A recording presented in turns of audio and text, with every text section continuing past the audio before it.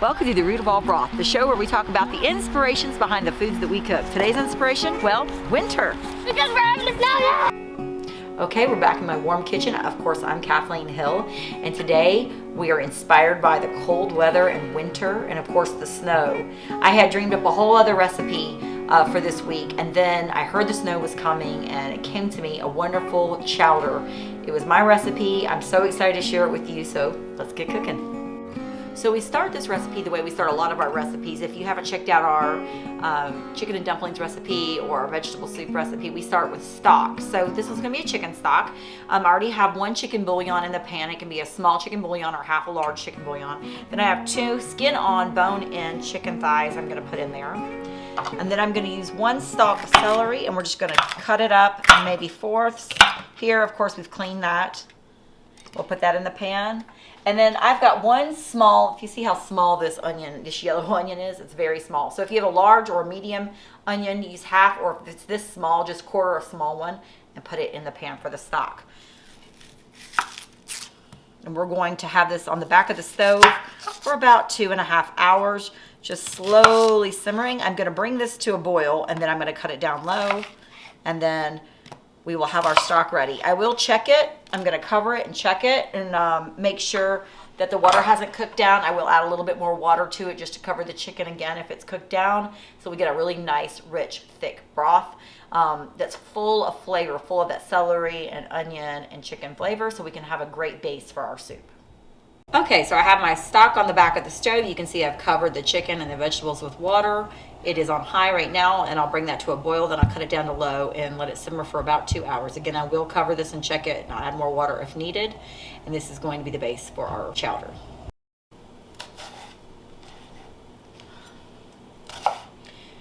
So we start with 1 small yellow onion. So we're going to use that onion for the base of our chowder. We're going to mix green pepper, red pepper, and onion and butter in a pan and slowly start to let that simmer and let the onion glisten to get prepared for our chowder stock.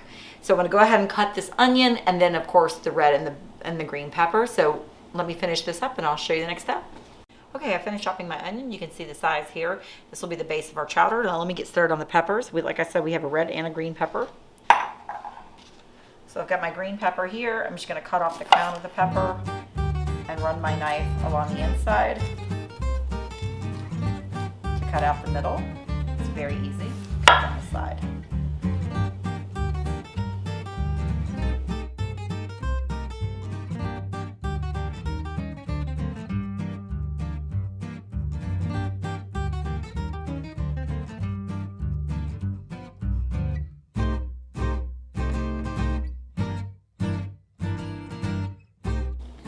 And then we'll put all of those in the pan together to start the base of our chowder.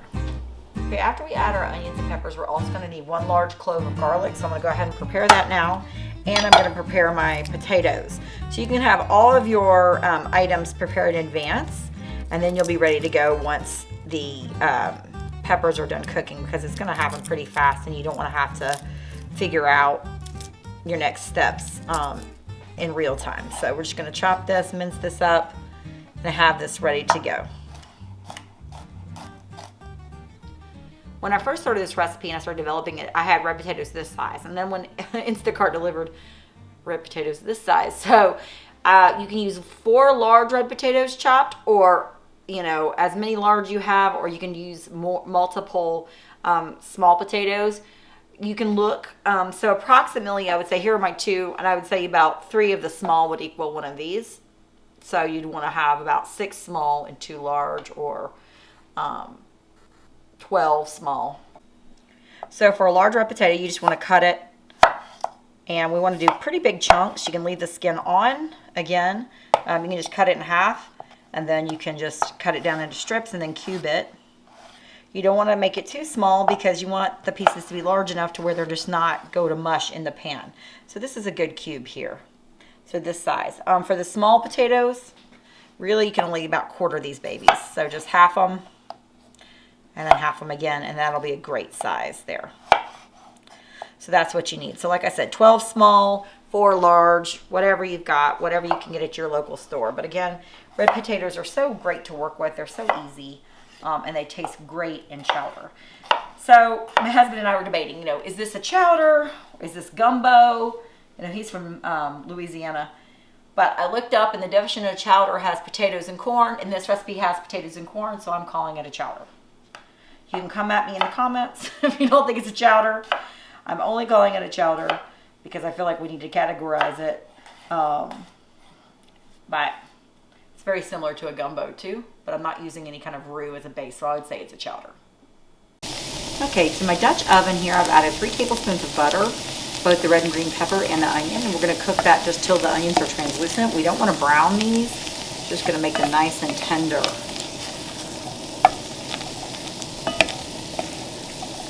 I have this on medium-high heat. And then after these are ready, we're going to add our chicken stock that's been cooking on the back of the stove to this.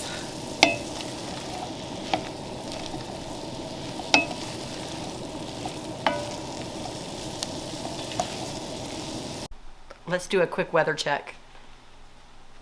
Still snowing. I don't think anybody's out there on the links today. If they are, it's a snowman.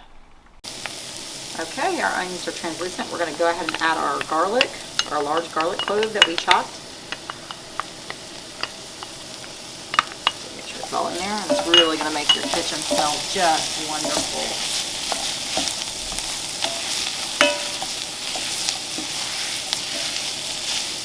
This recipe is going to have chicken, it's going to have shrimp, it's going to have corn, it's going to have potatoes. It's so good. And then I have a surprise at the end you guys are going to be a little bit surprised about, but it was a fun experiment that just went beautifully in the kitchen. Okay, so it's time to pour in our stock. It's ready to go. I'm going to just go ahead and pour the stock right in here. Cut this down to low. Make sure none of the onions or the chicken comes in here. And then we're going to remove this chicken and chop it up for the chowder. Okay, to prepare the chicken, you're just going to slowly pull the skin off, which you might wonder, why did you use skin? Well, that's where all the flavor comes from, the bone and the skin, so you want to use bone in and skin on. And then what we're going to do is you can just take a fork and just cut this meat with the knife directly off of the bone. Thank you, honey. Honey's getting me a fork. And it comes off the bone so easy. This bone will just almost come directly off. Come out. If there's any meat left on the bone, you can just kind of use it with your fork and get it off. And then put that bone to the side. Same thing, come over here. And the longer you cook, the easier the bone will get up, you know, to get off the chicken. Should be very simple. And then all you're going to do is you're going to cut it. Just cut it up into chunks for your chowder. And you just kind of turn this around, cut it up just as if you were going to eat it. Cut it into just kind of nice bite-sized chunks. And we will add that to the chowder. But first, we're going to add our tomatoes. For this recipe, I am using canned whole tomatoes. If this is the summertime, you could use fresh tomatoes and even roast them if you want to ahead of time. If you want to learn how to roast tomatoes, you can go to our tomato soup recipe. I'll put a link here in the box so you can click over there if you want to look at how to do that. But since it's winter and you might just be able to get these very easily through Instacart or something, I'm going to go ahead and just put 4 tomatoes in our pot. And then I'm going to use a potato masher to kind of break them up here. Do this before you add the chicken. Be easier. That's kind of why I'm doing that. I find that if you use whole tomatoes, it's going to be what you need. You don't want to use the juice. That's going to add too much juice. You just want to use the whole tomatoes. So you saw me, I poured the contents out into a bowl and then I just took the tomatoes out. I don't want to use all the other juice that was in the can. Just those tomatoes, because this is not really a deeply tomato base. It's just going to bring in some nice acid as a contrast to some of the sweet onion and the peppers.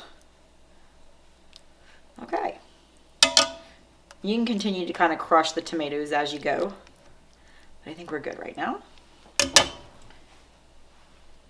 And we're going to go ahead and add our potatoes that we chopped. So here are all of our potatoes. And we're gonna let this cook again. I'm gonna turn this back on and let this cook. It's gonna cook for a while. About 30 to 40 minutes, maybe not that long, but you just need to keep an eye on how soft you want the potatoes. You don't want them to be too soft, but you want them to be soft enough to be able to easily bite through them. These are not really hard potatoes, but just keep an eye on it. To this, as we're cooking the potatoes, we'll add 2 cups of water as we go, and then we're gonna start to actually add our seasoning, but we'll do that later. Right now, I'm just gonna add these potatoes and then add the seasonings in just a few minutes. So our potatoes have been cooking for about 30 minutes. You can see how this is cooked down. I'm gonna add 2 cups of water. I have this on medium-low. It's on 4 on my stove. I'm gonna go ahead and add the chicken. Sift through the chicken, make sure you remove the cartilage. Here you go. And then we're going to start adding our spices, our corn, and our shrimp. While this was cooking on the stove, I did add a bay leaf to this, and so it was also in the pot when the potatoes were cooking, as you can see there on the top, to add a little flavor. Let's try this around. Now it's ready. You can see the potatoes are nice and soft. I'm ready to get my corn. I'm gonna let this, since we added some water, I'm gonna let this come to a little bit higher temperature before I add the corn. Corn is frozen, so I'm gonna bump this up to 6 or 7 here, the medium-high heat. We're gonna let this kind of warm up, and then I'm gonna add the shrimp, and I'm gonna add the corn. Okay, now I'm gonna check for seasoning since we added the water. That is so good and sweet. Definitely want to add salt to counter a little bit of the sweetness there. And just, you want to do at least, a 1/4 of a teaspoon and then taste it. That was a little bit, that was probably a teaspoon, excuse me. Stir it around, taste it again. I'm going to add a little more salt. Okay, to this, we're going to add 1/8 of a teaspoon of cayenne pepper and 1/4 of a teaspoon of celery salt. I love celery salt. And we're going to also add a healthy bit of black pepper.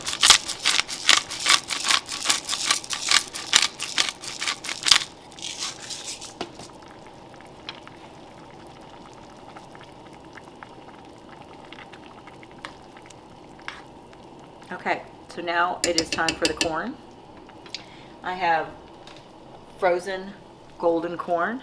I'm going to go ahead and add this. I have 3/4 a cup. Should go ahead and get all this out. And I'm putting this in there. It has not been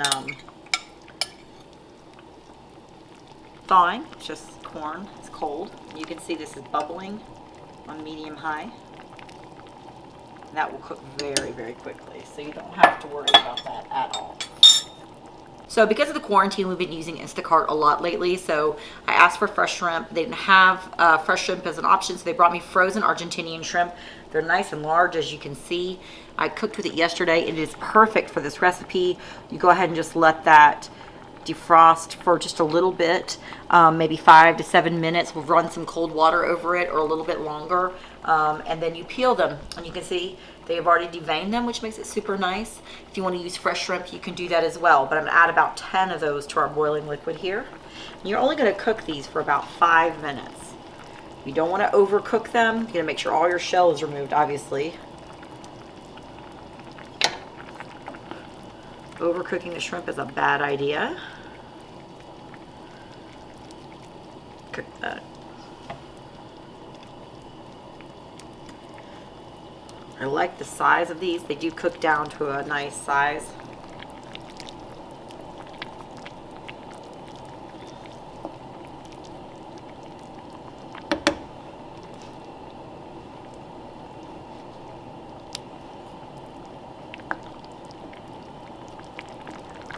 It's starting to look good, guys. So I'm going to go ahead and just let those cook.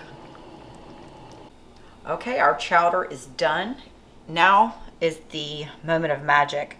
So I've taken 2 tablespoons of heavy whipping cream, and to that I have added 2 teaspoons of sweetened coconut cream or cream of coconut. And I'm just gonna add a heaping spoonful to that, and I want you to mix that in. And that is just gonna bring this to another place. It's gonna add some sweetness. It's gonna add a little Eastern flair to this dish. It is absolutely delicious. If you don't want to add that and you don't like Eastern flavors, which I don't know why you wouldn't, but if you don't, you can leave out the coconut cream and heavy whipping cream and then just add some Tabasco and use the chowder as you wish with just the Tabasco.